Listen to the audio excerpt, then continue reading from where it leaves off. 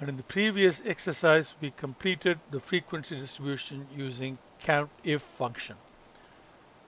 Now this time we're going to use pivot table command to generate the same information.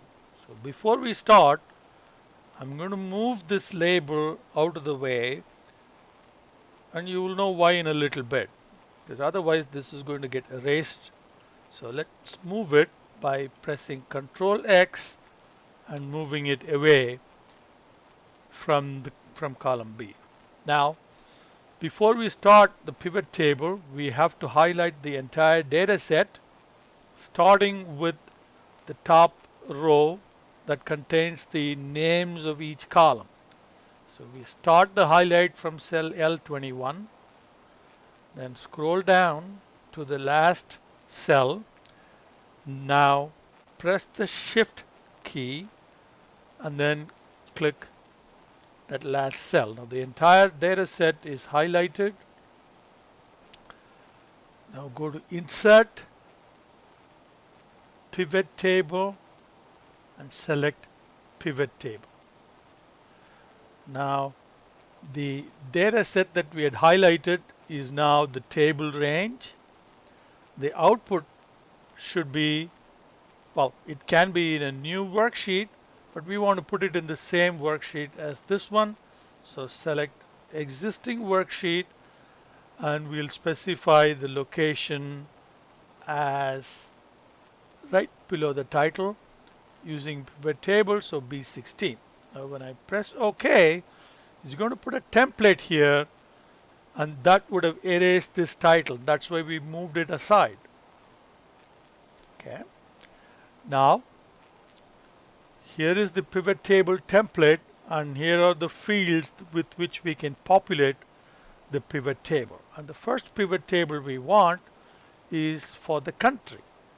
So here we click the country label, and you see country label is automatically moved as row labels, and the different countries are located right here.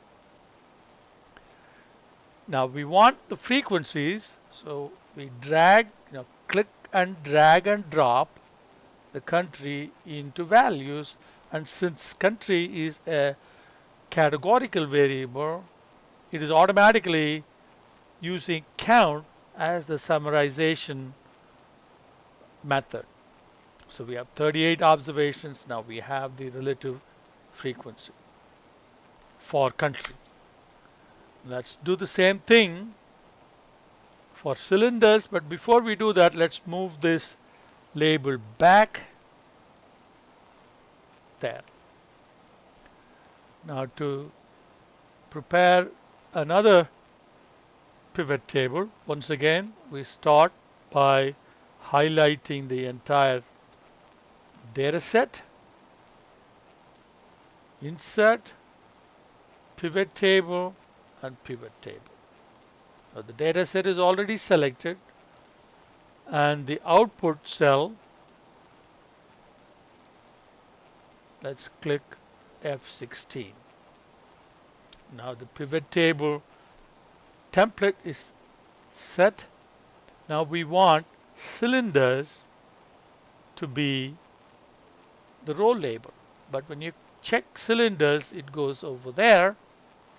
So we have to click and drag and drop at the row labels. So you get the row labels created, but since this is a numeric variable, the default summarization is sum.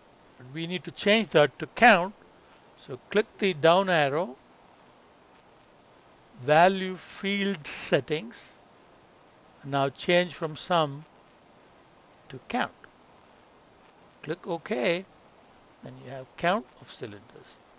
We can change the label here from count of cylinders to frequency and format it to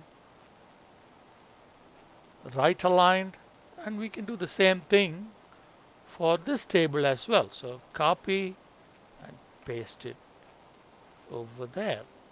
Well, let's type in frequency Relative frequency can be created exactly the same way as before.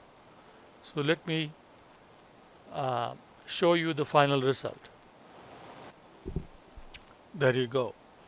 Make sure that you type in the formula and not point and click. If you did point and click, it will give you some trouble. So just type the cell addresses yourself. Don't do point and click.